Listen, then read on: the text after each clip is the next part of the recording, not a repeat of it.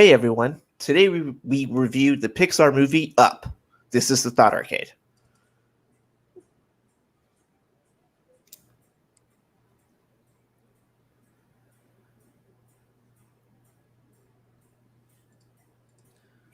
Welcome back to the Thought Arcade with your hosts, Elijah, Chris, and Daniel. Chris is losing it over there. Oh man, I don't know, dude. It's Composure, Chris. Oh my! It was a late night. It was a late night, dude. I'm delirious. I stayed up way too late playing video games. As a way to celebrate turning in my last test, I decided to stay up all night and play video games. That's awesome. I stayed up all night and played video games. You're a rebel, as well. man. I regret it. I hate it. I'm mad at myself. I mean, we are going to be reviewing this movie, just like Elijah said. Disney Pixar. Why you got to do this to us, man? Like 10 minutes in, bro. Why you gotta make us feel things, man? That's the first problem I have with the film. Yeah, that's why I knew you didn't want to watch it, bro, because it gets in your feels. Because I knew exactly why everyone hated it. Yeah. You mean why everybody loved it? I think, okay, so the first 10 minutes of the film are pretty rough. It introduces us to the main character. I forgot his name. I'm going to call him Walter. Carl. There we go. Carl. Walter. Some old white man name. Pretty close. Yeah. And so he meets his future wife, and it's like the greatest thing ever because they're lovebirds and all that stuff, and they meet when they're little kids. Good on them. And then it cuts like almost immediately to like they can't have kids. Mm-hmm. Yeah. So why not adopt? Most people in this situation adopt. Oh, so you're already mad because they didn't adopt a kid? So their whole premise is like, oh, we never had kids. Well, you could have adopted. You could have done other things, foster.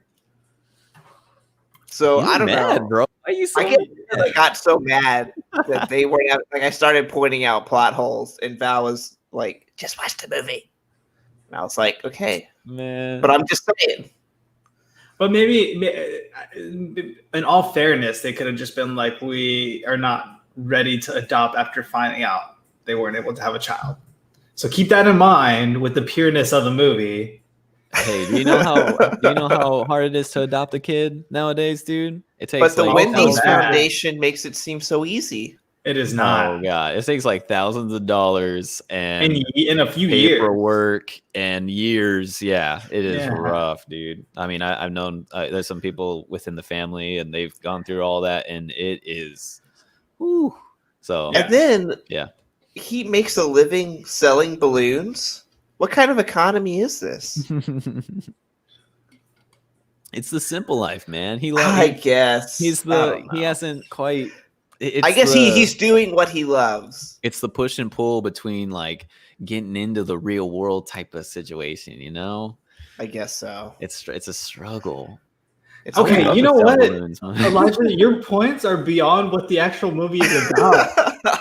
I think we're already getting this twisted. What are you doing? What movie did you watch?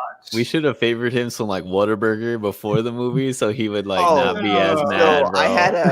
I had a. We actually, I turned it into like a little date day for us. Okay, and cool. So we bought like little popcorn, some snacks. Val got me a 1 pound bar of the Hershey cookies and cream. 1 pound bar, dang, dude. Yeah, Woo. It's so good. But then she got some Sour Patch Kids, of course. Oh, that's and then Swedish fish, which I don't like. Oh, those are garbage. I think they're bad. They're like they come in different colors now. I remember them. Oh, really? Yeah, she got like a multicolor pack. Don't talk shit. I'm not. That picked up. Oh my god, that picked up. That's awesome. You can hear. That's why the cam's not on, bro, because she's right behind him. Like, that's what it is. Hey, bro. Oh man, that was hilarious, dude. Well, now we have to mark it explicit, but thank you, Val, for making a brief appearance in this episode. Dang, dude, called him out. Anyways, I don't turned it into a remember cute the little date flavor day. of Swedish fish though. Like I don't remember. Like I remember them being flavorless, but I know that they have like something. Here, no, Daniel. I remember the flavor. Let me tell It's you. licorice, is what it is. It's Ooh. no. It's garbage Go melted.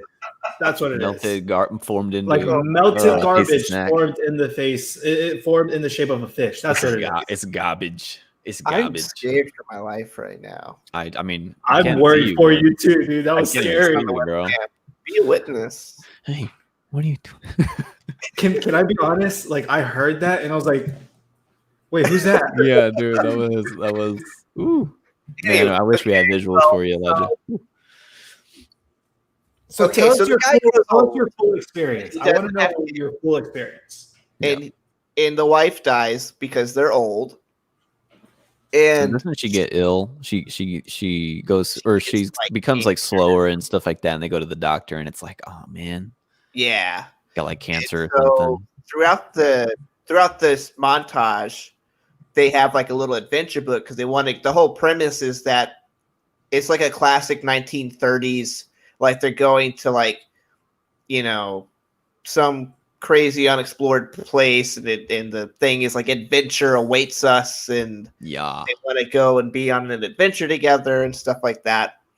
And they idolize this guy. I think his name is like Charles Once or something. Months. Charles Months. Months. Once is from Brooklyn Nine-Nine. oh my god, you and that. Once. Oh my god, I'm failing. Once has been served. And so they don't get to have this adventure, but they've always had that dream. Mhm. And that's where you're like, oh my god, like he let life pass by them and they didn't have a dream of the adventure, and that part stuck with me because I knew that would come back in the film. Yeah. And I cried. How many times though? I cried. You liar. You said you didn't cry before we started. You lied. I did lie. I guess because I got upset. He's only like revealing to our audience. That's why. I'm 30. Yeah. Like where are my dreams? What Where am I I feel doing? I feel like the only reason why Elijah was digging at potholes because he knew he was gonna cry, so he had to like do something to avoid it. Yeah, I had to change the narrative real quick. I know. Yeah, exactly. Well, Elijah's It's a always like, classic Pixar Disney opening where like something horrible happens and a person dies. Yeah, because that death is needed. And if you look at the overarching storytelling thing, like the big circle of storytelling, you need to push the narrative along, and the number one way to do that is by like a death, like Killing Star Wars someone. does it with Uncle Ben. Uncle Ben. All the classic stories do that. Frozen. Parents die. Well, I think if you really think about it, dude, how do you fit that much into like 10 minutes? You don't. Like, you cut off a lot, man, but it still made you feel like you were with them on their life's journey. Yeah, they went through all of it's like they went through a whole life, and there was barely any dialogue because it was just it was kind of like just montagey type of thing. But and that's the thing, movies spend the whole 2 hours trying to get you to connect with characters and stuff like that so that you can cry at the end or whatever, And dude, it's like they did it all in 10 minutes without any dialogue, and you like barely even know their names or what they're doing. Show like the relevance of it instead of just like forcing us to like a character. Dude. I like in that 10 minutes, I felt so connected with these two, and also I cried several different times. I didn't need to wait till the end of the movie. Like I cried at least 2 to 3 times in the first 10 minutes of that movie. And it gets to the point where people will still post that clip like on like social media and things, and it'll be like good luck, they'll write in the captions. Oh my gosh. And you watch it and you're just like, man, I can't do this. Like the length of this podcast right now is approaching 10 minutes, and at that time you're already emotionally invested and you're crying. Like that's rough, dude. I mean, I wish we could do that to our viewers. You know what I'm saying? Like that's a like that is like actually good writing and good like storytelling. I don't know how he did it. It's like you know, like Emily was comparing it to Save It Private Ryan. How effective that like first 10 minutes of the film is. You know, you don't know anybody. I mean, it's just powerful because you know what's going on. But and I think that Disney Pixar is super good at these in their little shorts of the like the beginning of their film. They have little like the snippets little paper beforehand. airplane short and stuff. Yeah, There's like an there's Up short there's that an I Up short. watched at the end called Doug, which is the dog. Right. It's like Doug's secret mission, and it explains what Doug's secret mission was before they meet him later on down the road. Mm-hmm. Yeah, and it's like a cute little 5-minute short, and it was really cute. Well, going back to like the dreams thing, Elijah's always been the one to joke like, "Hey, what's that underneath your shoe?" And it's like, "Oh, it's my hopes and dreams." So, like, it's a touchy. I know you're triggered. Subject. And I think that's why I connected with it so well, because I'm like, oh my gosh, like these people had one goal in their lives, and then life itself kept getting in the way. Like they had a fund. But then, like, he broke his arm or something, or like the car needed something, or the house needed something. See, if they had kids, they would never had any of that stuff. So it's probably good they didn't have kids. Yeah, well, it's like, and it's not the fact that I know you said that they didn't adopt and things like that, and the way I was looking at it was that dreams are kind of just always evolving, you know, like people's dreams are always like changing. You know, I mean, we were talking about when we were little, you know, I wanted to be like David Beckham, you know, I wanted to play soccer. I wanted to be, you know, Chris wanted to be a firefighter. Like, you know, we all have our little things that we think we want to do, and life kind of like gets in the way, but you adjust and you're like, you know what, like actually I'd like to go do this now, or like I'd like to be a dad, or you know, I'd like to do this. And along the way, it's like your dreams kind of change every now and then, you know. It shows adaptability like within yourself as a person, and being able to kind of, I guess in Carl's sort of instance, like taking those punches and just learning how to like take the hit and just move forward with it. And so that was, I guess, that's a pretty cool concept. I'm gonna be honest, I didn't read that much into it. Y'all are opening me up to something different now. That's kind of deep. I mean, I was kind of looking into it real deep a little bit. There's just too many like deep things, you know, like deep themes in the movie. And that's what that Pixar in particular does well. I don't think Disney overall does really well, but you're right. Pixar does well, like with Inside Out. Oh, I haven't seen that one. That's good. That one. Oh no, I haven't seen it. You're gonna have feelings about your feelings when you see that film. Feels. Oh yeah. I've heard it's getting to the point where like now Pixar is starting to come up with movies that are more relevant to like the human the person as a whole, when it comes to like more that mental stability and that physical stability as well. And I heard like this is a great movie for not only kids, but for adults, into how to understand your feelings a little bit more. Cause that's always something that's a constant struggle for everybody, is just trying to figure out how you feel when something happens. Yeah. And it's cool. And I know I kind of get the premise of Inside Out. I haven't seen it yet, but I know that like they have like a control center with all the feelings there, and like each of them will feel some type of way about something. So it's got like the Freudian like 5 emotional states, and they're like embodied. And it's pretty good. It's really good. I recommend it. But he lives this whole life, and then he realized like the house that like they basically grew up in, and then they got married and had a life inside of this house. So they have a hugely deep connection to the house. And then there's like a big evil corporation, probably Apple, that was coming in there and buying up all the property except for his own house. Or Tesla. They wanted to build a Tesla. Yeah, exactly what I was gonna say, dude. Wanted to build a Tesla there, dude. Yeah, so he's used to, you know, the simple living. That's where they've, you know, grown up and things like that. And and I think it's a very symbolic of the world trying to impede on his way of life type of thing. You got, big corporation, you got skyscrapers getting built all around him. You got it's a metropolitan area now. It's huge. It's running, and he takes he gets all ready and stuff, and he looks like he's about to go do a bunch of stuff, but he just goes and sits down on the porch, and just chills out. But he constantly gets these business people like, hey, let's get you out of that place. Don't you need to be in a nursing home? Like, we'll take care of this land. We're going to build a whatever here. And he doesn't want to. So yeah, you're right. I think it's because he has an emotional connection to the place where he grew up and had a life. He doesn't want to change that. It's what he knows is Ellie, his wife. Yeah.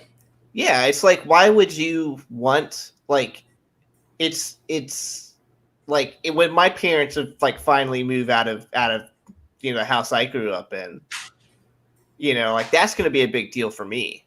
Yeah. Because I spent 20 plus years in that house, and just to give it up and have somebody else take it over, Yeah. With all those memories. Yeah, it's not. Yeah, it's that connection that you have to a property. And which I strongly resonated with in that regard. And so that's what I liked about it too, is there is that connection, and it he sees it as an embodiment of his wife. Right. It's not just a house or a piece of property. It's something that has manifested within himself. Yeah, as we get into this discussion, I'm gonna drop. I mean, I have big thoughts on that. But I don't want to jump too far ahead in the movie or nothing. I don't I mean, did we say spoilers? I mean, it's not. It's been years, right? I didn't realize it's been over 10 years. Yeah, I thought this movie was last year or something. Yeah, you've avoided it for 10 years, dude. I have. Way to go. Well, because everyone told me how much the beginning sucked, and it does. It's so hard, dude. I don't want to say it sucks. It's good. It's a good beginning. It's just very emotional and exactly too intense. If that was just a short, it would still make you cry. Like a 10-minute short, it would still make you cry, and it would still make you contemplate everything that you're doing, like what life is really about, all that good stuff. And it's, I mean, wow, that's powerful, man. The funny thing is if it was a short though, we would still always be so concerned. The question would be what would happen after? How is he doing now, or things like that? It basically up is it's the 10-minute short at the beginning, and then after it answers the question of what happened to Carl after the fact. Once he was alone, what did he do? And then it went into his character development and all the other characters he was able to meet. And I'm glad they didn't do that. I'm glad they did a fast backtrack of the past instead of this is me, Carl.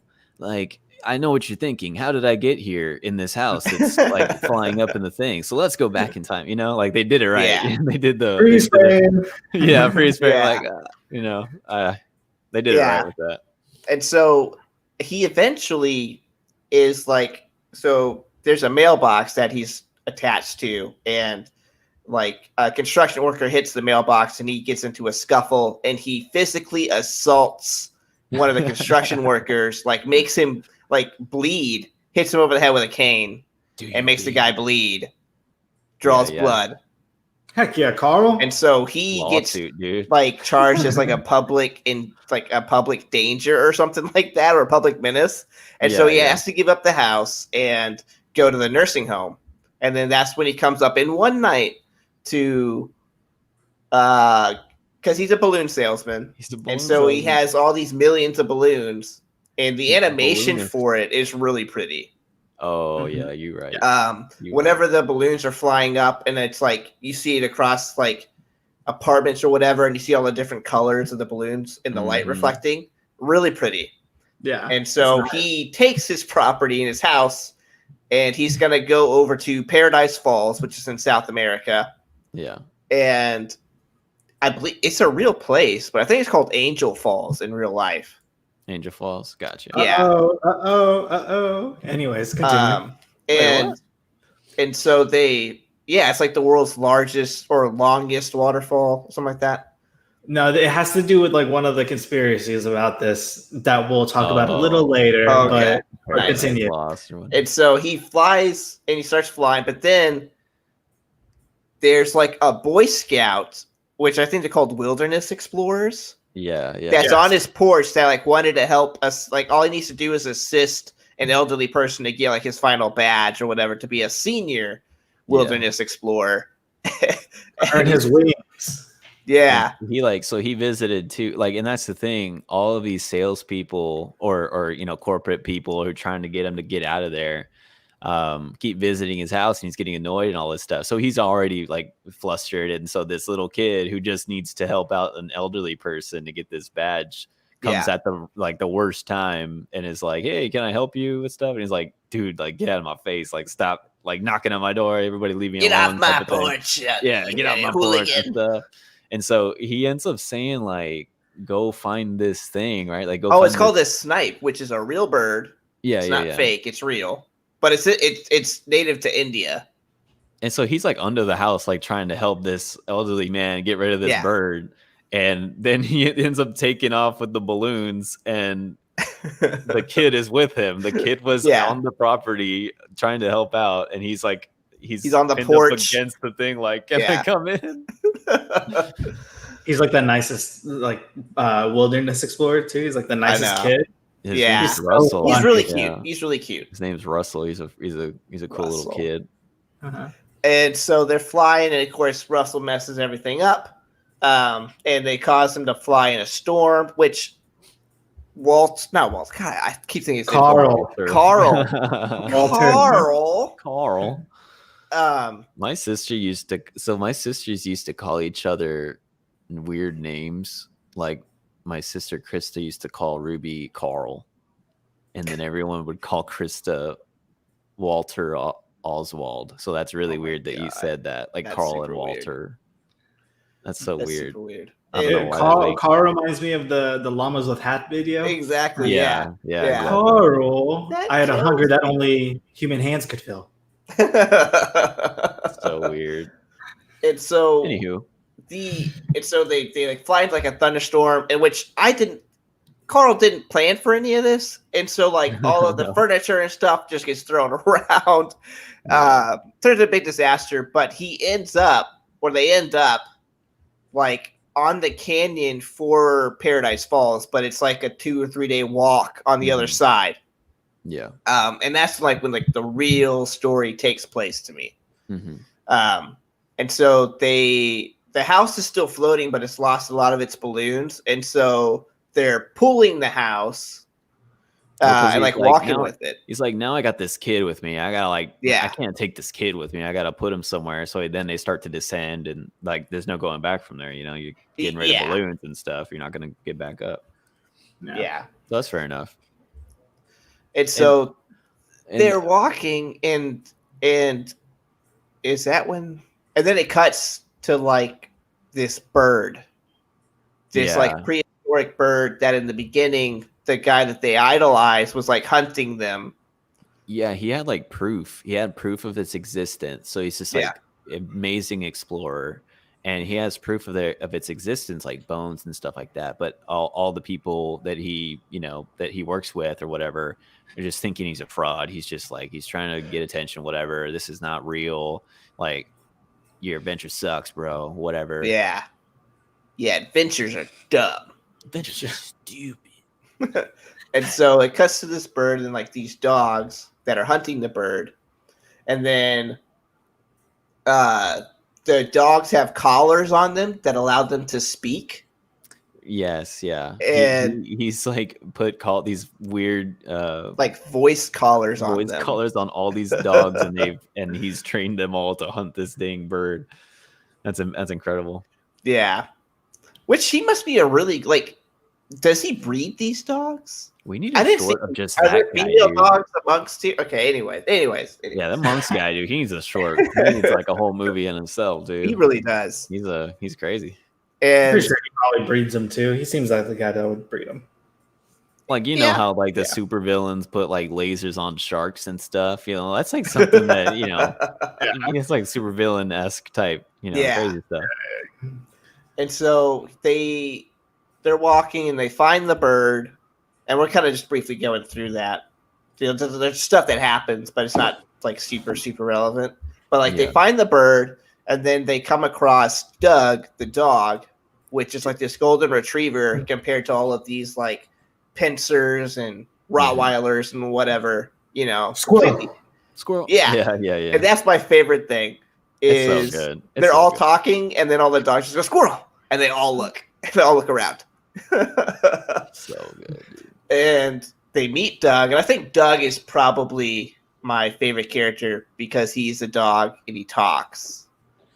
And like, who doesn't want their dog to talk?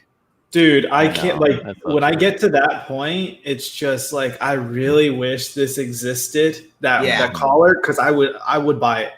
I would buy it. I would put it on Archie, and me and Archie would have the dopest conversations of life. That was before they, well, I guess that's a different, that's DreamWorks who did the Pets, Secret Life of Pets thing where they all talk and stuff. Yeah. So that's like, I think that was before. So, I mean, they were onto something, you know, people want to see that stuff. I mean, they did that with that, and they did the weird stuff with the bird that they named Kevin. Like it's just, it's all the things you want in a kids movie, in a Pixar movie. But they still kept all of the cool, you know, all the cool like adult themes of it too. Yeah. We are also forgetting though, Big Bird was a bird that did talk as well. So Sesame Street did introduce us to a talking bird. But they were like they can't forget that. It's like they weren't actually like they were just humans in the thing. Like they didn't do like Squirrel. You know, they didn't do that stuff. They didn't make fun of like what their actual brain. Oh, that would have been hilarious. Imagine doing like a separate plot line where like the Sesame Street like characters, like Big Bird was a small yellow bird, and then he got the ooze from Teenage Mutant Ninja Turtles, and that's how he became like Big Bird. Like imagine like that. Anyways, go ahead, Elijah. Trained by Master Splinter, dude. I would love to see that, dude. Barney is like a small little lizard, a purple lizard that they found, and he just turned into this purple dinosaur now. What if they're all in the same universe? Oh, dude. They are in the same universe. We'll get to the Pixar universe later. The green ooze extended universe. Oh, dude, we just cracked the code. We just cracked the code, lit, man. And yeah, the bird's name's Kevin, which is like an ostrich mixed with a dodo, I guess. It's weird, man. Like a peacock too, or something. Yeah, like, it's got little flappy wings or whatever. It's an abomination. It's some weird thing. Literally every bird in one. Yeah. And so he feeds it chocolate. The bird likes chocolate, which I'm surprised doesn't kill it. I mean, they don't have a digestive system, so. And so they're walking along, and then the dogs that were hunting the bird find the people, or they find the group that are towing this house. They're trying to get to the Paradise Falls, but then they like force them to go to like where all the dogs are. And it turns out that the guy that Carl and Ellie were idolizing is still there. Yeah. A bunch of old people. I don't know how though. Like he's in like that airship, and I guess he brought supplies to last him 100 years. You know, because that guy's got to be like in his movie, dude. I know. Yeah, he's got to be like 100 something, man. Like, easily. And he's got all these dogs, but he's in the airship. The airship is called the Spirit of Adventure, and they, I love the dog like speaking in the background too is hilarious because Carl has I'm just gonna call him Walter. Yeah, you can just call him Walter, bro. Everybody knows what you're talking about. Got little tennis balls on his cane, and they're like, "Oh, I would love to have the ball. The ball would make me feel very happy." You know, and like they speak like I think how a dog would speak. It's hilarious. Exactly, dude. That's so true. Like they got it so spot on. Like they did, bro. They did. Like I'm pretty sure if I gave Odin that collar, that's exactly how Odin would be. Odin would be like, "Food, squirrel." Yeah, it'd be so ADD. I need belly scratches. you know. Yeah, that's just how their psyche is. They're so like, oh, one thing, oh, it's like distracted from another thing. Oh, Yeah. food, pet. Oh my gosh, ball. Like, And then slow. during this time, you learn that like Russell, you know, like his parents are separated, and that you know his father's not there in his life, Yeah. and you start sympathizing with Russell because until that point he's really annoying Like because he's he's a a good kid. kid, but there's so many similarities from Russell to Ellie, his wife, and to how Carl used to be too. You know what I'm saying? Like Yeah, he has that adventure. He has he's going out and getting his merit badges and stuff. He's going out on adventures on his own. He's that lively little kid, and that's kind of like that's how Ellie was. That's how Carl was, and Carl's kind of lost all that because of everyday life. You know, what life yeah, has hardened him in a lot of ways. like prison. Like it's Nice. hardened him like prison. Oh yeah, exactly. Prison Mike. He became Prison Mike. I It's mean, because he of the made Dementor. somebody It's 'cause bleed, of the dude. He's a mentors. gangster, bro. He Man, beat someone with a he cane. beat somebody with the dang He mailbox, did. bro. That dude probably like if he hit him harder, like he probably would have had a crushed in skull, and he would have been tried on murder charges. He'd be on World Star, dude. Carl really said square up, dude. You feel Yeah, like Carl elite. And title like so he 99-year-old meets him. old person like Yeah, destroys 20-year-old or something. like he Beat must say World his Star. finish throughout his life, you know. Oh yeah, true. And so they meet. What's his name? The adventurer guy. Oh, the Maltz? Months. Yeah, months. Okay, so they meet Months, and this is where I see the parallel, or like he's a really good foil to Carl in the fact that Carl had a dream. Mm-hmm. They didn't necessarily pursue it or allow this dream to consume them, Mm-hmm. whereas Months had a dream and became super obsessed with it, and it destroys his life. Right. And so, whereas Carl's dream is presented as lively, colorful, hopeful, all that stuff, Months is always pictured in the dark because the dream is consuming him and is turned into a nightmare. So that's what I saw between the two of them. That's deep. Is one has like you have your dream, you can go follow it and be happy, or you can have a dream, be consumed and torn by that idea, and have it consume you. Yeah, that's deep, dude. You nailed it. Because I think there's a point where you kind of lose a sense of the real life type of thing. Like it's a balance, you know? It's a balance between pursuing what you want to do, but I mean, you still have obligations. You're still gonna run into stuff. You can't just go Like life is still going to happen, and you need to like not this like dude. respect life, but you need to participate in it. You know? Yeah. Like this dude ran away to like some isolated part of South America or whatever. Like he ran away from any sort of semblance of real life consequences, real life, you know, social things, or being in the city or having to work. Like he lost. He even lost his, you know, his own colleagues and stuff because they like demonized him for, you know, coming up with this bird idea and like having, you know, it's like, dude, grow up, dude. You're talking stupid stuff. And so, yeah, I think you're exactly right, dude. I think you nailed it. Like he's running away from everything that's real. And I think there's a balance that needs to be involved there. Yeah. And I think the reason why I related to that so much though is because I've had dreams that I think consumed me, and they're very difficult to let go of or have the writing on the wall saying like it's not going to happen. And it's incredibly hard, both from like a mental and psychological standpoint, to let go of these things. Yeah. And here, Months is just clinging on to them no matter what. Yeah. And it's destroying him, but he's a good dog breeder, so he's got that going for him. Yeah, I guess so. There's one positive. Yeah. Like it's admirable how passionate he is for all that stuff, like for the adventure, for catching this bird, like for, you know, everything. I mean, they looked up to him for that. Like he was that example that like go chase your dreams, like go do your thing. Yeah. But yeah, he definitely took it too far. I mean, you need that real life stuff to kind of keep you grounded, because you can't just run away from your problems. Like Carl and Ellie, they ran into stuff all the time. Like you said, the car issues, house issues, health issues. Like he broke his arm or something like that. Yeah, that puts a flat tire in your adventure for sure. That puts a flat tire in just whatever you wanted to do for the moment. And I think it's just a example of life, like everyone goes through that. Yeah, it truly does show like two different people, like someone who's willing to, or someone who doesn't want to let go, as opposed to like someone who does, kind of change and maneuver their way with like the given, with their capabilities, like that being able to adapt around any kind of lifestyle change that they have.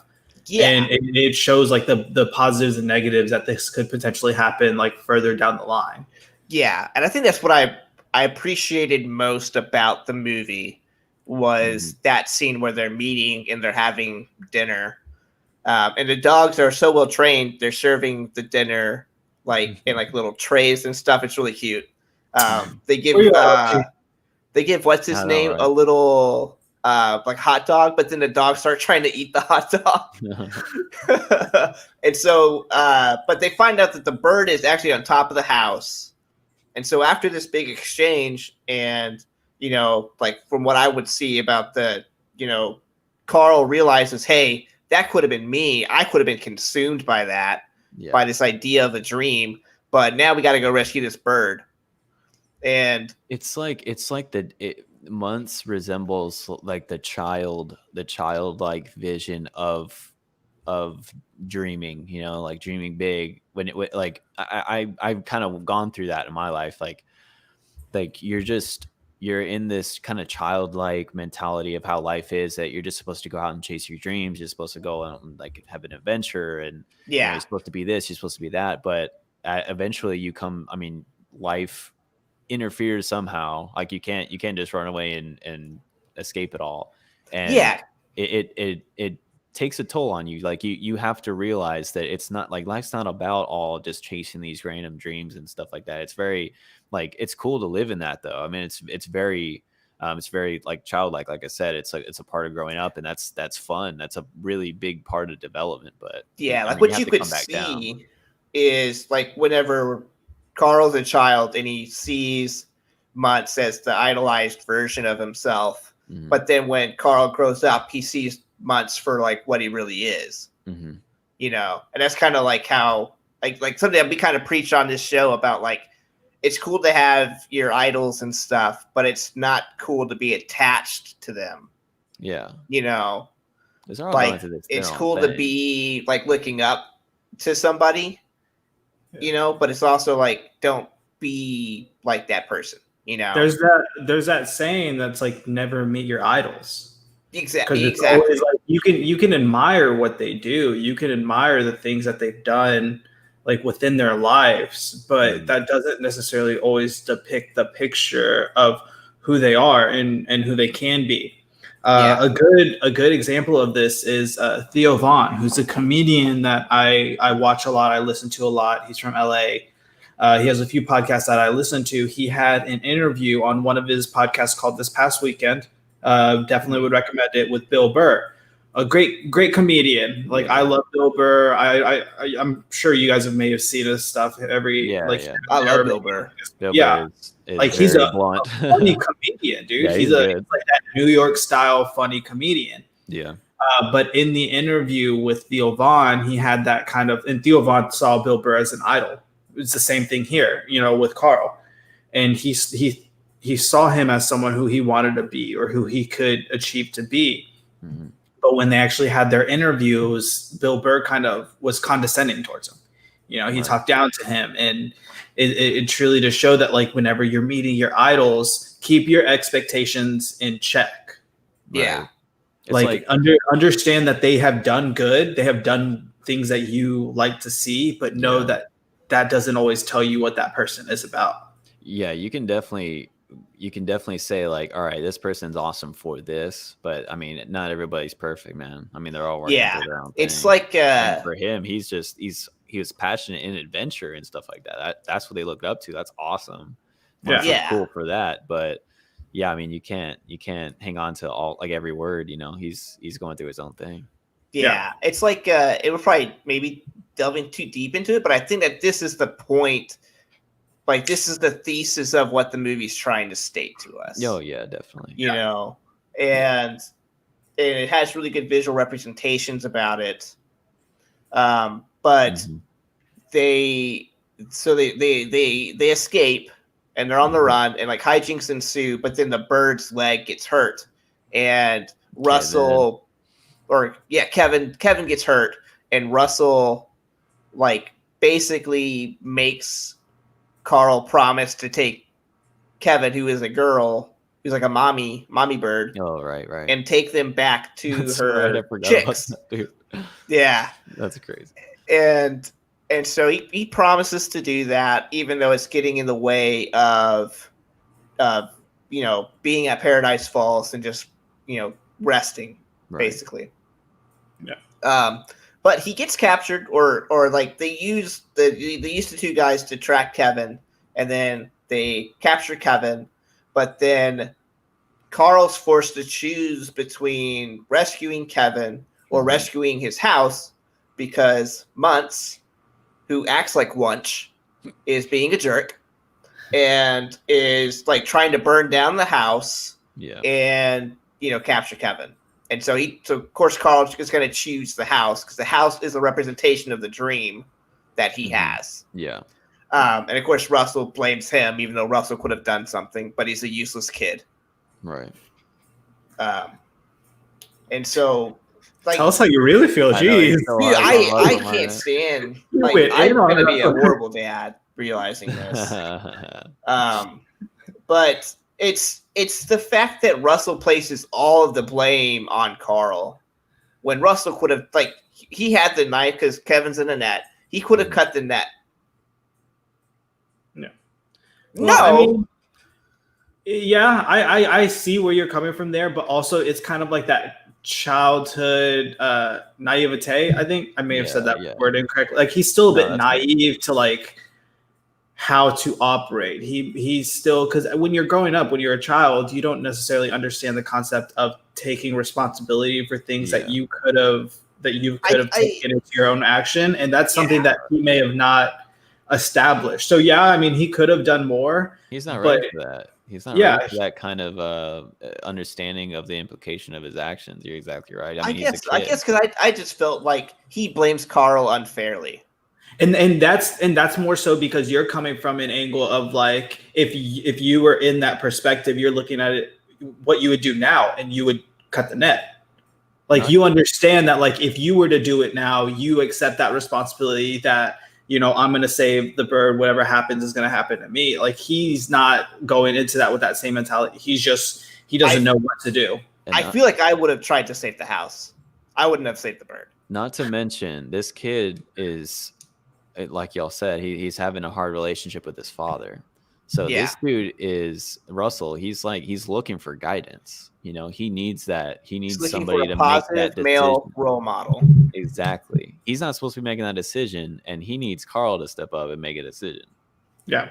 For him, like, he needs to teach him. Like, it was Carl's moment, to like teach him like I don't know. Yeah, I guess because it makes you choose between a dream and then responsibility. Mm-hmm. I think it's what it makes you choose between. Yeah. And I feel like I would have chosen my dream, just because I feel like I'm Muntz sometimes, well, most of the time. Right. Yeah. But I don't like.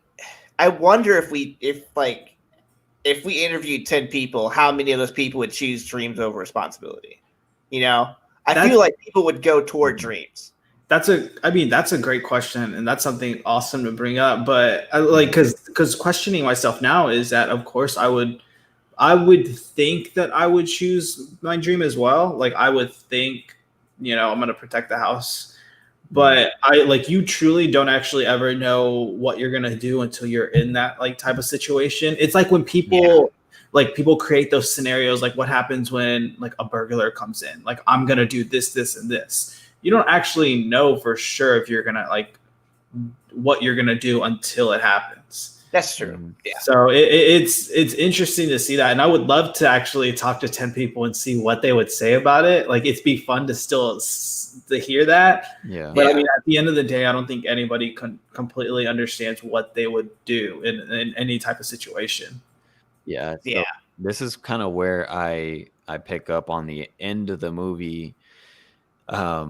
This is towards the part where Carl ends up looking up into the adventure book that Ellie leaves him, right? Like, Yeah. that's on her deathbed. She just gives him the adventure book, and at the moment, it seems like, all right, Carl, like, go have the adventure, go do this stuff that we've always wanted to do, right?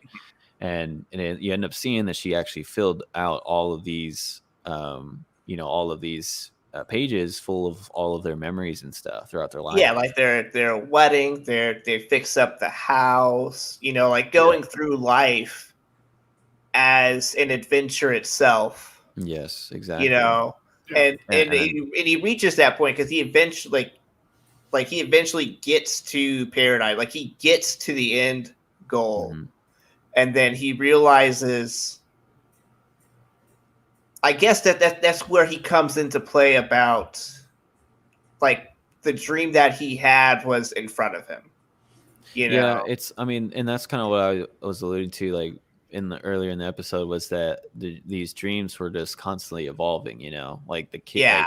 like she looks up at the sky, they used to look up at the sky and the clouds change and they're like, oh, look at that one, Yeah. look at that one. And then they all turn into kids, they're like, I want to, Yeah. like, oh, that's my new dream. Like, that's, I didn't know that before. That's my new dream now. Like, let's make that happen. It doesn't happen. And they're like, you know what? Like, we had dreams before. Like, we can revert back to this other thing, and they're constantly, it's just a constantly ever changing thing, because and I think that it's an oversight on Carl's part. He thought that he used the thought that house he to meant- portray Ellie, right? Like, the house was her. That's why they kept taking her, like, her everywhere, the house everywhere. And really, what Ellie was all of these different adventure, like mini adventures that they had. Like, these are all these little mini dreams that they've done together, and it's, I don't know, it's crazy. It's crazy. Yeah, what's cool about that, and to kind of go off of that a little bit, is the fact that, like, with the goal, like, when you think of a goal, you're always thinking, like, this is what I want to do in the long term because I know it's gonna make me happy. Mhm. Like, that's always the ultimate, like, end goal, is to be happy. Mhm. Carl thought by going to Paradise Island in his home that was his goal, and that was going to make him happy, without realizing that whatever was going on, the bond that he was building with Russell, the having what's the dog's name again? Doug, having Doug around, like, that was providing him with enough happiness to kind of shift his goal to be with them. Yeah. And kind of maintain the current lifestyle or current living that he has, because that's providing him enough happiness to represent a new goal, rather than, his goal at first was just flying the home over to Paradise Island. Paradise Falls. Yeah. There's another. He's all in the Fight Island and Paradise Islands. And he is all kinds of islands. Oh, dude, tonight is fight night, dude. I'm just getting hyped. Yeah. Everything's on an island nowadays. COVID-19. So no, I think that there's something to be said about, whether you choose your dreams or whether you choose, like, responsibility, if you want to call it that, or just, you deal with the everyday life type of thing. Because it's if you look at the Months guy, he didn't choose any of that lifestyle. He's miserable. Look at him. I mean, he's freaking crazy. And you have this other dude who chose that life. I mean, he had a life with Ellie. He had all of the responsibilities and, things that come along with it, all of the ups and downs, all of the changes, all of the maybe we'll have a baby. No, we can't have a baby. Like, all right, well, let's go on this adventure. We can. I broke my arm, or this and that, and with that comes your purpose and your meaning and your happiness. Like you're saying, like, there's always this strive for happiness, and you think that your dreams are going to make that happen, but it's a side by side comparison that maybe pursuing like these responsibilities and things like that, and going through life and its ups and downs can lead to that meaningful happiness. Yeah, like as you're pointing out, which I think is a good reference point, is like you had a guy Muntz who is completely obsessed with this dream. He's not happy. You have Carl, who had a dream, but had the little things in life as well, and didn't let his dream overcome him, and he is happy, although he's portrayed as, the typical get off my lawn old guy. Right. He's but lost you know faith, that he was happy. Yeah. He finds it. Yeah. And I think like that's another good representation of when he's going through that adventure book. Because I mean, think about it, right? Like if you have no responsibility or anything, like you have nothing going for you, type of thing. Like, what are you doing? Like you're maybe you're obsessing over one thing, but just like Months, you don't have any relationships. Like you don't have any people that care about. He's been exiled. He doesn't have a sense of purpose. Yeah. I mean, there's a lot there that you can dissect. It's a big deal. Like there's a lot of deep themes there. It's crazy. That's what I'm saying. So, I know that they're pointing this out when they're doing storyboards, before the movie's even produced. Like they're talking about all these things. I know that. Yeah. They got good people working on that stuff. Yeah. Man. Like you can come up with college papers on this stuff, man. Yeah. I mean, we just did. We essentially exactly. It's I wouldn't say we tore into it, but we more deep dive. We did a thought experiment. We did our great old thought experiment on just a classic movie. I would say it's a classic movie. Yeah. One thing I did want to bring up to you, Elijah, because I know you love conspiracies, is there is this conspiracy. It's a bit emotional, but there is this conspiracy going on about Up and about Carl. So the idea is that, or the theory rather, is that Carl is actually dead. That he committed suicide that night, right? I don't know how I don't know. Like the what I've heard is very basic, is that he was dead the whole movie. Paradise Falls was meant to represent to heaven, and him flying in the house was his ascend into heaven. But then he met his angel, which was Russell. Interesting. And so Russell was supposed to represent the angel carrying him into the afterlife, and that was how he was supposed to earn his badge, earn his wings, if you will. Oh my gosh. And as if he helped Carl ascend into heaven, while Charles Muntz was a fallen angel who was depicted as trying to bring Carl down to hell, down to the underworld with his hellhounds, if you will. Oh my gosh. I mean, that's more of a spiritual interpretation of what we basically said. The meaning versus the hopelessness type of thing. Yeah.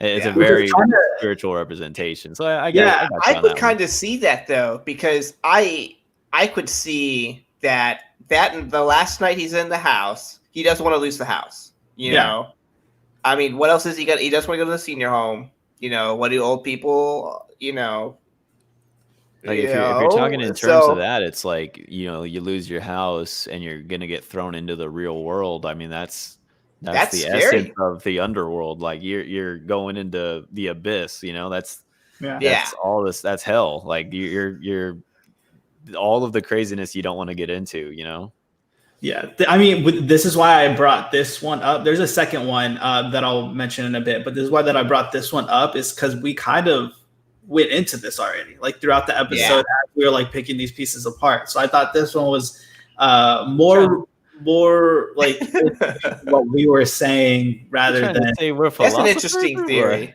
Trying to say we're little philosophers up in here.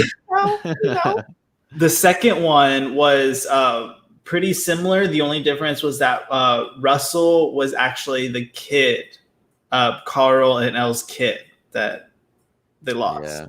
Aww. They lost. Okay. So that one was a little bit dark, but this one was more kind of relevant to what we were saying. But I mean, those are interesting. I know that the Pixar films are supposed to be within a timeline, and I don't know where Up falls in. Like it's after, like it's before A Bug's Life, because A Bug's Life, the animals are talking, and like there's like a timeline, and like somehow magic is in the world, and like it gets toys to talk. So like you have Toy Story.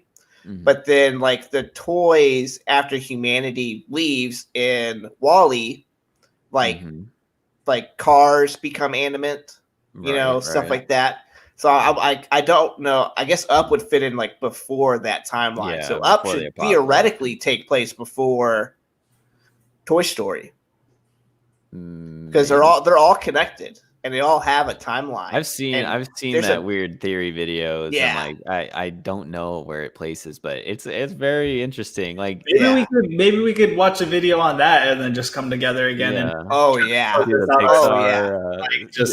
Pixar extended universe theory. Yeah, it's a huge theory. I've seen multiple videos about it. It's plausible, dude. It's plausible.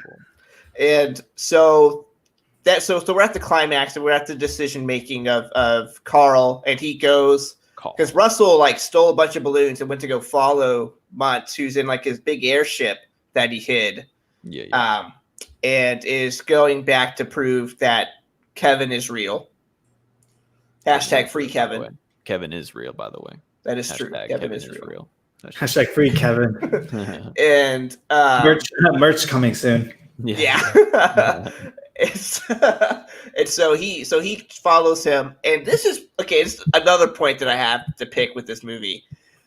Oh my gosh! Muntz places. No, I'm just kidding. Muntz captures Russell, puts him on the ramp of the airship, and just lets the ramp drop. He was about to murder this child. Like he's gonna fall off the ramp and just fall to his death, and they're like 30,000 feet up in the air.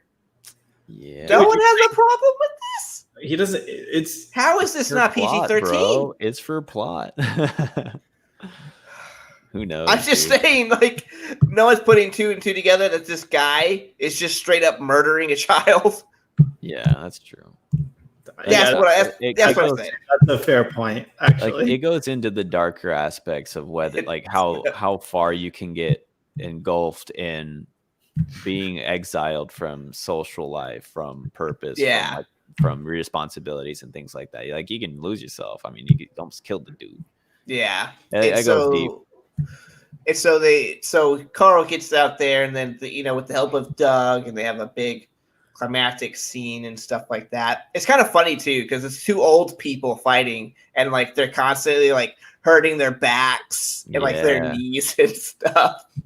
Oh, dude! Whenever he comes down the stairs, like in the beginning, and he comes down that like stair chair slide thing. Yeah. Oh, that's like the dream, by the way. And then he like nudges it, and it keeps going. Yeah. That's the dream. You should definitely install one at the house. I know. I like just want to do it. I'm not even old, but I heard. Just want to do that. It's helped save your knees, man. Saves the cartilage in your knees. You know how risky it is going downstairs, dude? Exactly. Exactly. I'm gonna slip. And so they save him. They save Kevin, and Muntz. What happens to Muntz? What does he do? Oh, okay. So it comes to the point to where Carl has to make another decision to save the house, right, or save Kevin and Russell. And I forgot what happens to Muntz, but he falls, or he's in the house, and Carl makes the correct decision, we'll say, and saves Russell and Kevin and lets go of Ellie. Like lets Ellie go, basically, is what happens. Yeah, like loses too many balloons or whatever, and just it starts descending and going away, and drifts off into the clouds. With Muntz inside. Yeah. But like it reaches like that's the pinnacle of the movie. Is like he lets go of Ellie finally.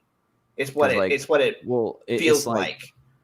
Like, yeah, and that's kind of why I was like, where Carl kind of misconstrued the house at the beginning, like the house was Ellie type of thing. Yeah, Now he that personifies it. Yeah, like now that he knows Ellie is more than just the house that they spent their time in and all that stuff, and like where the dream started, basically, she's in this adventure book now. Like she's these memories, she's these things that they've gone through. She Yeah. like he let the house go because she's more than that. She's more than just the house. Yeah. Which is awesome. Yeah, which it kind of brings up a little subplot about how we as human beings personify things. Like true. how we name things, like I named my car, and I put a personification on my car. I named my phone. You named your phone. That's weird. That's super weird, yeah. Trap. You name your podcast, what are you doing? Yeah, like we personify things and like attach feelings to inanimate objects. Ultimately, yeah. If you spend enough time with it, yeah. I mean, you kind of have to. It's like there's so much that goes along with it. That's crazy, man. Like I don't know.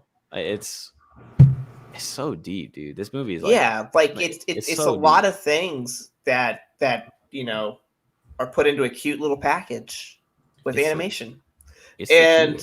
So he saves him, and then Carl and Russell show up to Russell's badge pinning. And this is probably the only part where I genuinely did tear up as a man. For real? No, I cried horribly in the beginning. Okay. You finally. Okay. Thank you for admitting. This conversation has been great. It's been fun. I've been waiting for the moment for you to admit that you bawled like a baby. I didn't bawl like a baby, but I teared up. You bawled. Yeah, you. I did kind of tear up with when he pins. He doesn't pin the elderly assistant badge. He pins, like Ellie pinned a badge to him because they were part of like the Adventurers Club or whatever. It's just them two. It's like a bottle cap or something. Yeah, and so he does like this cool little like in assistance with the elderly and answering above and beyond the call of duty. I pin you the highest honor I can bestow. And it's like it's a little great bottle cap. But like his dad was supposed to be doing that thing, man. Yeah, and his dad isn't there. See, and that's Carl is his dad now. But Carl is his dad now. Look at me. I'm your dad now. I'm your daddy now. Yeah. So, and I think that it briefly shows what being engulfed in too much of your responsibilities and stuff can do. You know what I'm saying? Like you need this is a balance. This movie's about balance. Yeah. Yeah. Like the balloons and stuff too. You got to have like a certain amount of balloons to balance. Like that's another. Oh my gosh! I'm just playing. No, I'm just playing. But yeah, and then it wraps up. And Carl now owns the Spirit of Adventure, the big airship, I guess. Yeah, fair enough. And I guess all the dogs that come with it. I'm not too sure what happens to the dogs. I mean, they all die because if we're taking the I know Pixar 3 of them seriously, died because they were like flying. Yeah, if we take the Pixar theory seriously, everyone's dead after this. So very sad ending. Yeah, but what are our concluding thoughts? How do we feel about the film? Oh, I love it. Yeah, I think it's deep. I think it has a lot of meaning. I think you can write some college papers on it if you deem it fit, and it's about balance, dude. I think you should balance your dreams and your responsibilities, and you will have a great life because I think you need a little bit of both. The conversation we just had made me like fall in love with it even more, just based off of before I was watching it on a service level, and now we're like diving into like the idea of balance, the idea of adapting to goals and things like that's amazing, and it's a Pixar movie. Well, I've avoided this film for 10 years because I heard about how horrible the beginning is, and it truly is horrible. Just it is, dude. But it's so meaningful. It serves a good purpose, and I'm gonna give this movie 8 out of 13 snow globes. That's my rating. 13. That is What? Probably, a no. rating, dude. I'll go 10 out of 13 snow globes. Oh, okay. I don't think even that know what it's that worth a means. rewatch. You know, and I think there's Yeah. probably so much more because that we're delving into. There's a lot of like little scenes and stuff that we've left out.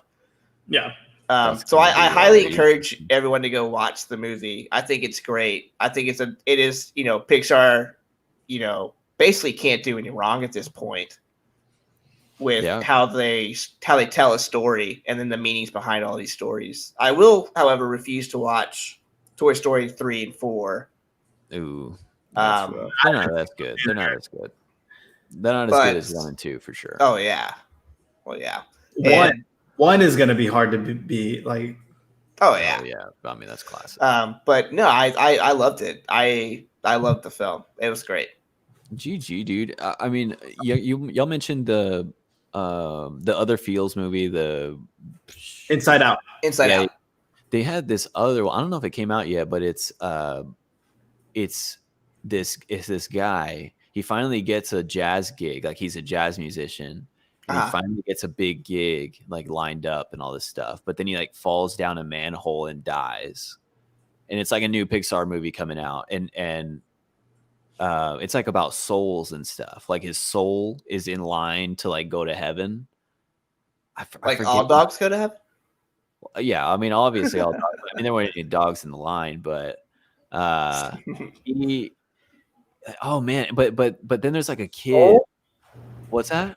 I think it's Soul. It's called Soul. Yeah, like that's the. I don't know if it's Pixar. Is it Pixar? Yeah, Disney Pixar. I think that's the new one that's coming out, dude, and that's like Feels because that has to deal with like life and death stuff, like that'd probably be heavy. Meaning of life, literally. Dude, Jamie Foxx, Tina Love, Questlove. Oh yeah, it's got. I mean, it's star-studded. That's a good cast right there. Star-studded, dude. Yeah, but it's like, I mean, the trailer was literally that, dude. Like, oh, like he's like a cook or something. And he's like, oh my gosh, like he got this call and he's like, I got the gig. And he's telling his like family or something, or telling his wife or something. And like, he's like got a pep in his step, he's like walking down the street, like he's got a gig tonight and stuff. And he just falls down a manhole, dude, and just dies. It's just like, what the hell, Pixar? Dude, Pixar, man.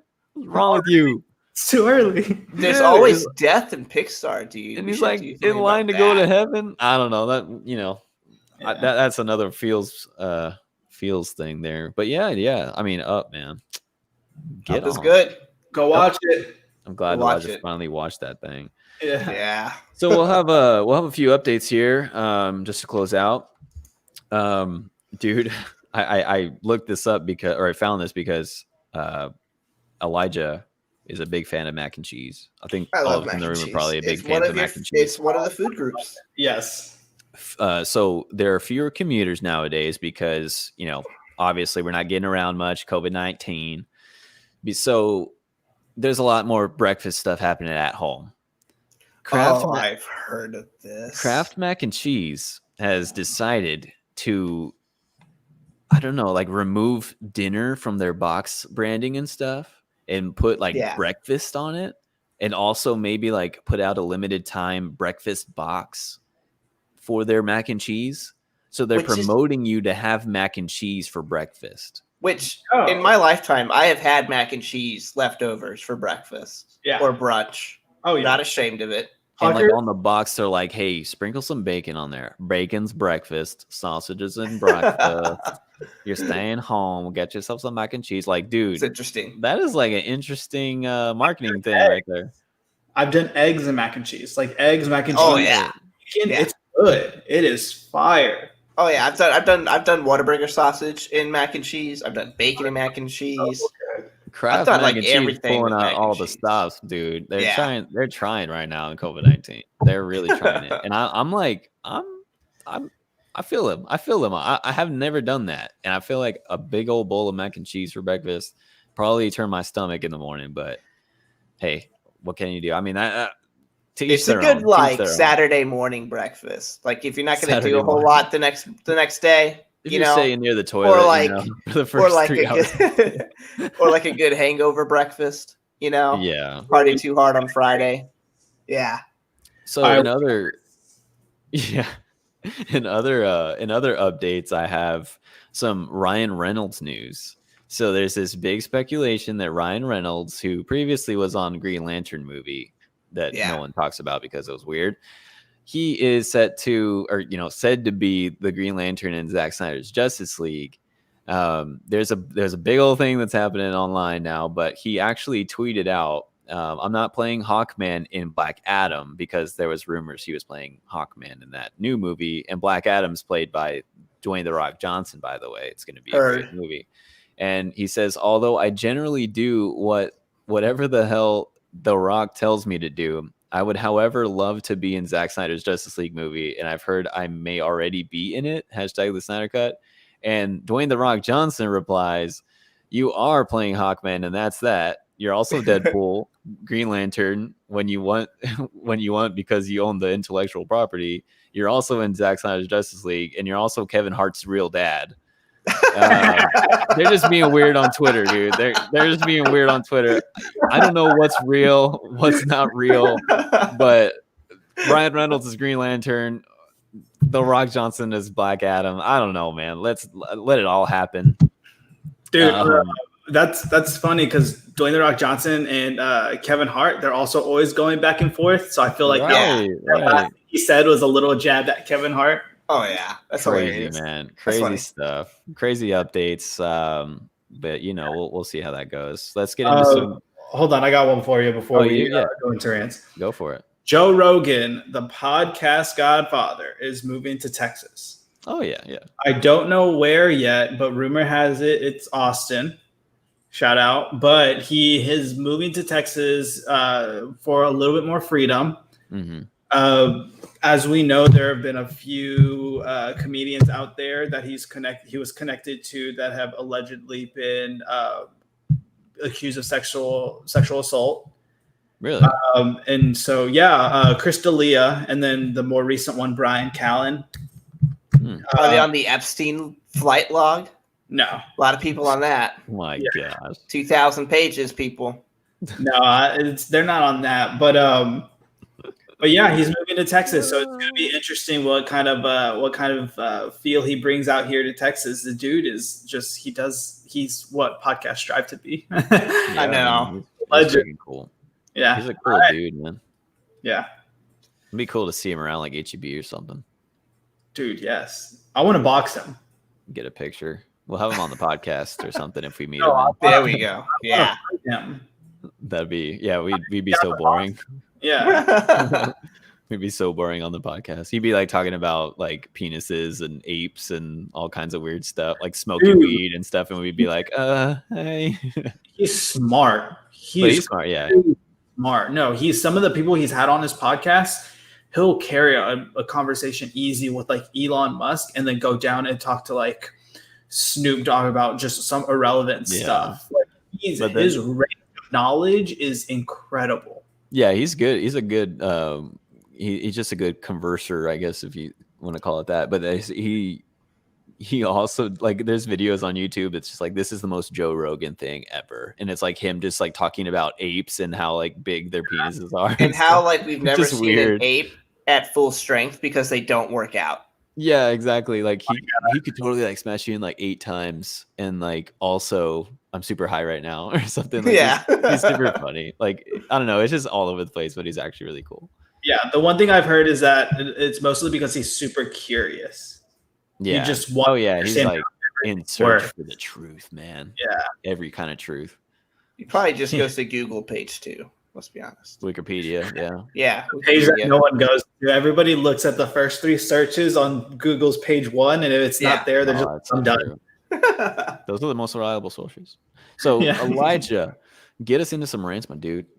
All right, 2 really quick rants. Number 1 is the failure of the SEC in scheduling. So they redid their schedule because they got rid of all their non-conference games. So LSU Texas isn't happening, which is baloney.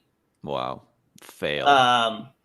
And that they had a chance to make themselves look good and put Alabama into a position to where like they feel like Alabama has to play somebody.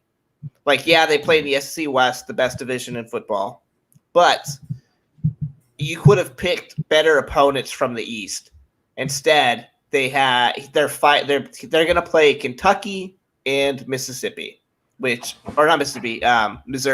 which are like the doormats of the SEC. Like, I'm surprised they didn't throw Vanderbilt in there, and just to curb stomp people.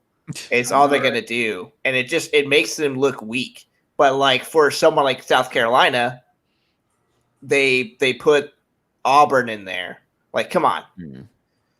Yeah. So you had a chance to do something good there, SEC. Boast up your record. You didn't do it. They just want Alabama to win it. They really do. I know. And they made Florida go kind of easy too, because they kind of want Florida. But my second rant is life hacks. Who asked for these? Nobody, dude. Nobody did. Some Karen who's stuck at home, like trying to get creative. Yeah, and just doing stupid stuff. Like, I'm not gonna put a power drill on my apple to peel it faster. I know. Like, some of them I like. I'm not gonna lie, but some of the ones that are like super 98% of them are pointless and stupid, and I'm not gonna do that. It seems like it creates extra steps to make things easy. Yeah, like why you gonna clean your drill now? Like you're getting you're getting apple acid all over your drill. Yeah, like you're gonna mess. Let alone who knows where that drill's been before. Oh, I know that too. Yeah, like not thinking that far. not in food. I'll tell you that. Man. Anyway, there's too many life hack videos. Stop it. Go back to fails. Go back to fun stuff. I don't want to see life hacks or commercials about life hacks. I learned how to fold a fitted sheet. I'm set for life. Okay, stop it. All right, what you got, Daniel? Yeah, I got COVID. What the heck did you do now? You know how we're talking about the shortages at HEB and stuff like that. Clorox has come out and said that, of course, there's like I haven't had Clorox wipes in months now, and I love them because it just makes cleaning the kitchen so easy, makes cleaning everything so easy. Haven't had them in months, and it looks like their shortage is going to continue to 2021 sometime later, whenever that is. Yeah. So, our Walmart, we have to go to the cashier and to like some assistant manager and specifically request it. Yeah. And that goes for all cleaning products. It's not just Clorox, but like the Walmart branded Clorox, like just bleach in general. Right. Yeah. I mean, I haven't had it at all. And I feel like, I don't know. I'm just, from all the stuff that's come out, it hasn't really been transmitting via surfaces and stuff like that. I think we've kind of determined it's like a kind of maybe like an airborne thing. If you stick around too long, you might get it that way. And of course, you got the panic buyers that buy I'm sure there's people sitting at home with like 10 cartons full of pallets of it or something. Yeah, Clorox wipes, and I'm just here like using sprays and paper towels, and I'm wasting all the paper towels. I'm just like, oh gosh, dude. So thanks, COVID-19. Alrighty, my rant is going to be HEB, not as a whole. They sell this like filet mignon wrapped in bacon. Yeah, it looks really good. But when you cook it and when you eat it, it kind of like it tastes like rubber a little. Well, I mean, it doesn't taste like rubber. It feels like rubber a little bit. Like it doesn't feel like real meat. I've always tempted about getting those whenever Val wants me to make steak, because I think the filet mignon is my favorite cut of steak because it's most tender. Yeah, but I've always seen those, and I'm like, oh, those probably would be good. They're all right. There are several other options you should go with, and they are pretty tender, but they are too rubbery. Yeah, to like cut through and to eat, and it's just not. It was not a fun time. It's a specialty dish, bro. Like you have to get that for at a place where they have quality product, but they also cook it a certain. I think you have to cook that like high heat for a little bit and then bake it at a certain point too. Like you can pan sear it and throw it in the oven for quick little minute. Optimal cook and like tender filet mignon. But man, I wouldn't probably trust that. That's like really high end, dude. Like you can't get like that high end at HEB. Omaha Steaks has some really good ones. I have tried theirs before. Yeah. And they ship. meat. Dude, I've heard good things about Omaha steak. Dude, they're good. They're not my recommendation, but if I had thought about them before, they probably would be, but they're good. Yeah. Nice.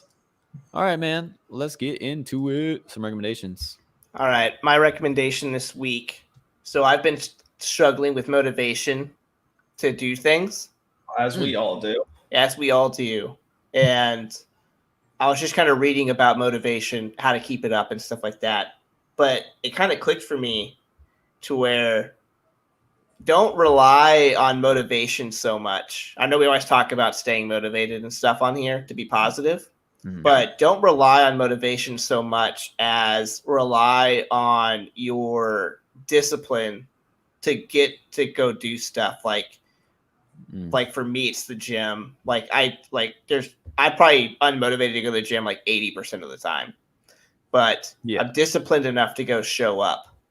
And that's 80% of the battle is showing up. Once you show up, you're there. You're going to work.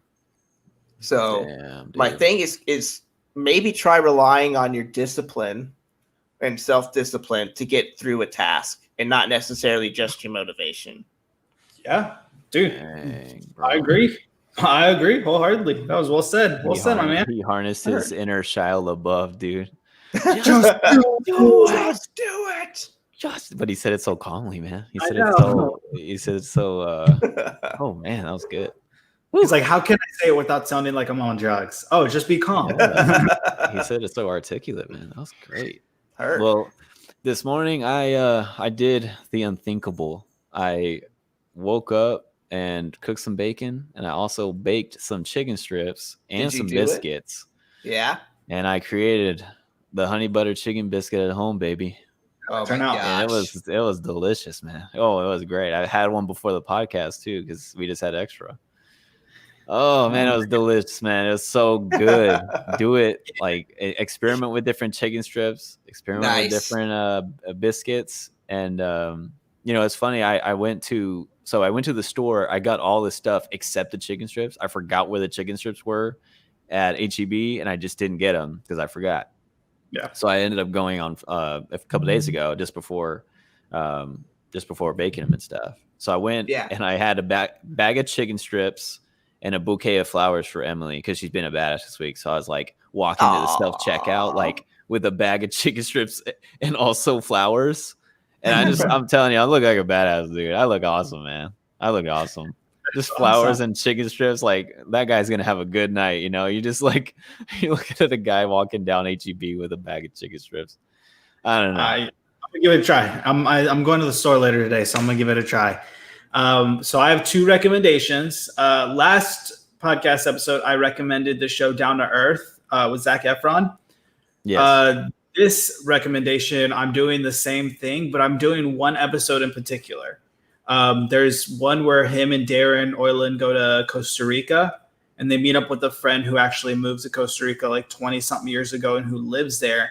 And they have created this sustainable village where they live, and it's like out in like the forest, the rainforest. Like they have roads and everything like that, but it's a lot smaller. Like it's a legitimate village. And it's a cool concept to see how their school works, how they get their food on a day-to-day basis. I saw what a cacao plant looks like. I've never seen one in my life. And the cocoa plant, yeah. Like it's a good. I recommend seeing it. And again, this is one of those things where, before you would see Zac Efron and his like Hollywood status, but here you get to see him. Like it seems like he's an actual person. Like he's not even famous or anything. So yeah. The second recommendation, I'm back with the podcast recommendations. So this week I am recommending Trev and Stone. I listened to their episode where they tried a whiskey called Heaven Hill Bottled. It was like bottled in bond or whatever. It's one that's like 7 years. It's been bottled for like 7 years or whatever. So essentially this podcast, they do whiskey tastings and they also talk about like deep conversations. So they did the whiskey tasting, and the what they talked about is, are people inherently good or are people inherently evil? And I love talking about that kind of stuff because it's like super thought provoking. So they had they had a great discussion about that, and it was very interesting to see. They even had a poll. 59% thought people were inherently good, while 41 thought people were inherently evil. Interesting. So definitely go check them out. They're awesome, two awesome dudes who like to drink some whiskey and have great discussions. Maybe we can link up in the future with them, but yeah, go check them out. Sweet. And that brings us to the conclusion. So if you like this, please share it with all your friends. You can find us on Twitter, YouTube now, Instagram, Facebook. We're trying to be everywhere. So help us be everywhere by sharing with your friends. And next week, we will be talking about school memories. This will be a fun one. We're going to recall all our high school memories, middle school memories, any school memories, really, and how embarrassing we were. So definitely stay tuned for next episode. And again, thank you for listening. This has been another episode of The Thought Arcade. Bye.